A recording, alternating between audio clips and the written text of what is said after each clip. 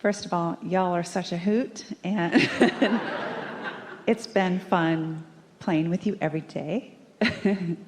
I'm hoping so much that you and Esther and Jerry are feeling all the love and appreciation and joy that I'm feeling every day with you. Yeah. Nothing better than situational comedy, is there? Yes. It has such rich context. Yeah, and it has been absolutely tremendous. Exactly what we've been covering today, not looking at the past, and also learning with you that in order for me to really love people doesn't require me to grieve or focus on that. We like your choice of words, and we want to clarify something, and then we'll let you take off with where you're going.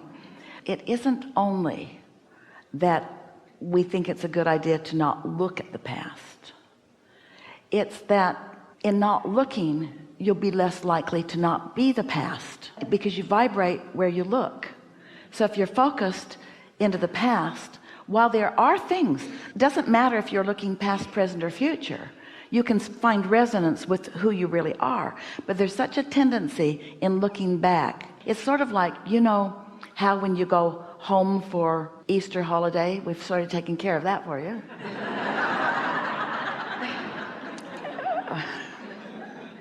Yeah. When you go home for a holiday, have you ever felt yourself reverting to how you felt when you lived there?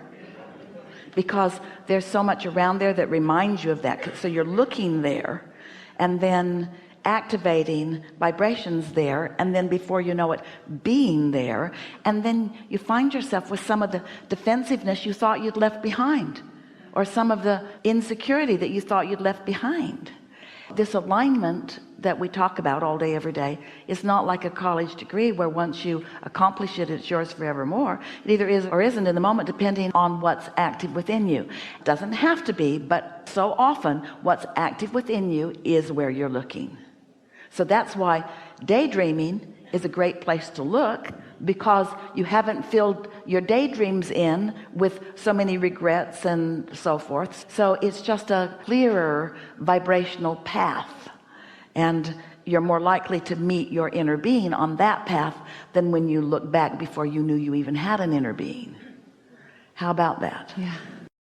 Yeah, and it's so cool because you're helping me to recognize that having fun and being joyful and playing with my puppy or laughing with my beloved, that's where I get to continue connecting with you, and that includes my mom and dad. So many years ago, and I continue to receive very clearly, and I always thought that it was my mom helping me, and it now is. Thank you. It is that too. And now I realize, she's having a party with y'all, and it's all of you that I'm receiving. I'm really clear when I'm receiving you, when I'm helping or working with others, and I don't seem to have the same clarity when I'm meditating or setting out to be receiving for me. Well, you see, you just said back to us what we just said to you. It's a clearer space when you're helping others because you don't know so much. Because even though what you're hearing maybe is common, it's not familiar. Familiar, get the connection in the word familiar? It's always easier to give your attention to someone else and be clearer in your energy than when you're focused upon yourself, where you've practiced so many thoughts of something other than clarity.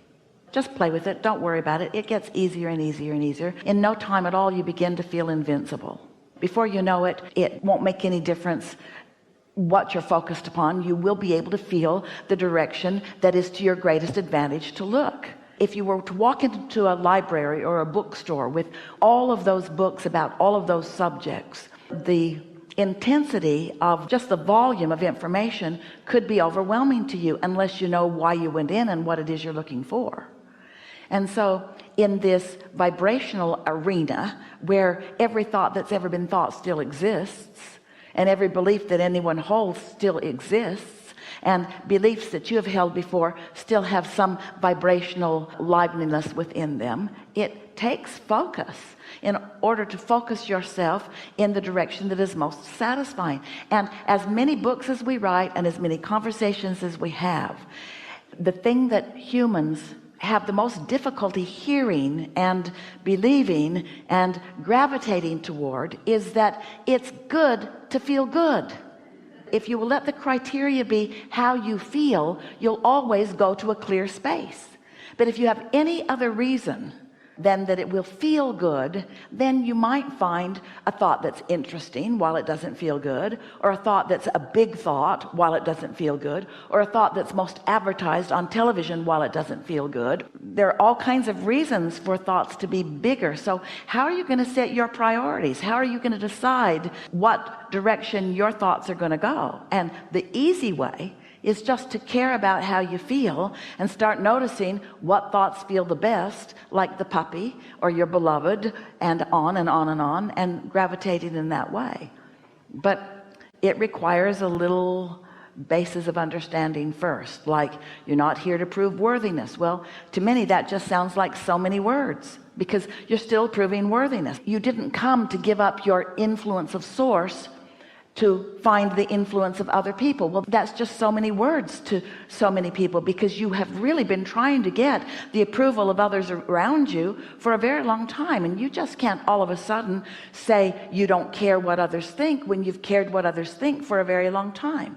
So we're not asking you not to care what others think. We're just asking you to care more about how you feel, which means we're asking you to care more about what your inner being thinks, and not about everything in the world. You couldn't even contemplate that. We're just asking you to care more about what your inner being thinks about what you're thinking about right now than anything else. That's all. That's all you need to care about, is what does my inner being think about what I'm thinking about right now? And your emotions will tell you whether you're on the right track of what your inner being is thinking or whether you're not. It's so simple, you see, when you live in the moment. Yeah, first, like you just said, it is so phenomenal and so crazy that just like, yeah, I'm here to feel good. Like, that was just so mind-blowing for me to help me switch. When you think about your puppy, or when you think about your children, or you think about anybody that you care about, do you want anything bigger than just wanting them to thrive, to feel good? Isn't that what you wish? Isn't it logical that that's what your inner being would want for you? It totally is, and for so long. And since your inner being wants it for you and knows right where the best feeling thoughts are, then doesn't it feel logical that your inner being is guiding you toward those best feeling thoughts and adventures and life experiences and evolution? Yeah, it totally does. Yeah. Thank you. And like the gentleman earlier, my practice of self-soothing has been just tremendous. Like when I find myself like... Those are brilliant and beautiful words, and let's exaggerate them.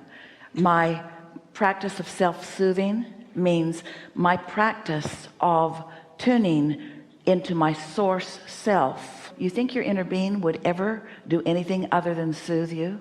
When you do your best to find something that soothes you, aren't you tuning into source? Isn't it a cycle? Isn't it the same thing? I wonder what my inner being is thinking about me right now. It's a good question. Wonder what my inner being is thinking about me right now. Or what am I thinking about my inner being right now? You can flip it either way. Well, I'm thinking about my inner being thinking about me.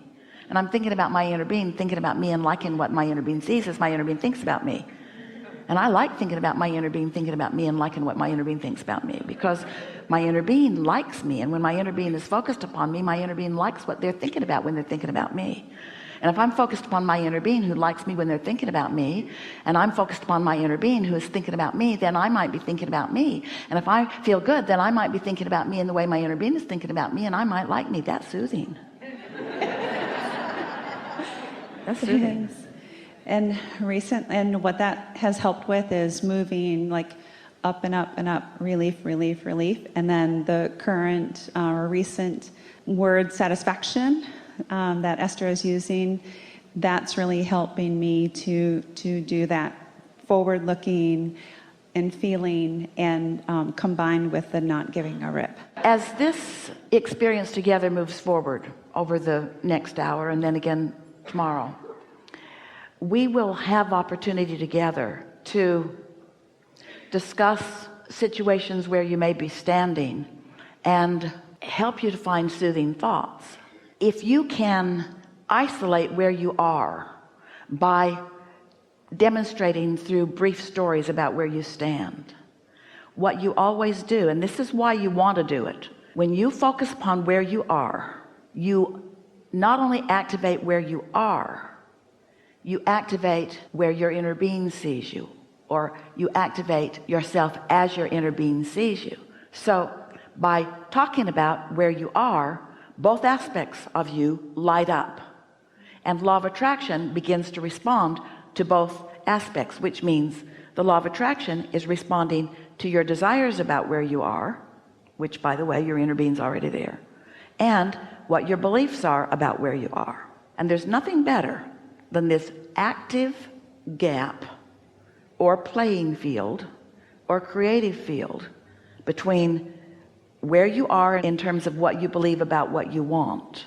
Can you feel the powerful focus that that is? And under those focused and dynamic, meaning can change second by second by second by second, it's possible that you will actually feel viscerally the movement. You may, if you want to, you may feel old unhelpful beliefs falling away while new beneficial beliefs take their place. Don't you think that's deliberate creation at its best? And when you're consciously witnessing that or consciously experiencing it within yourself, you never go back from that. We talk a lot, and we know we sound confident to you because we are. But until you have felt energy, movement, improvement within yourself, it's just so many words.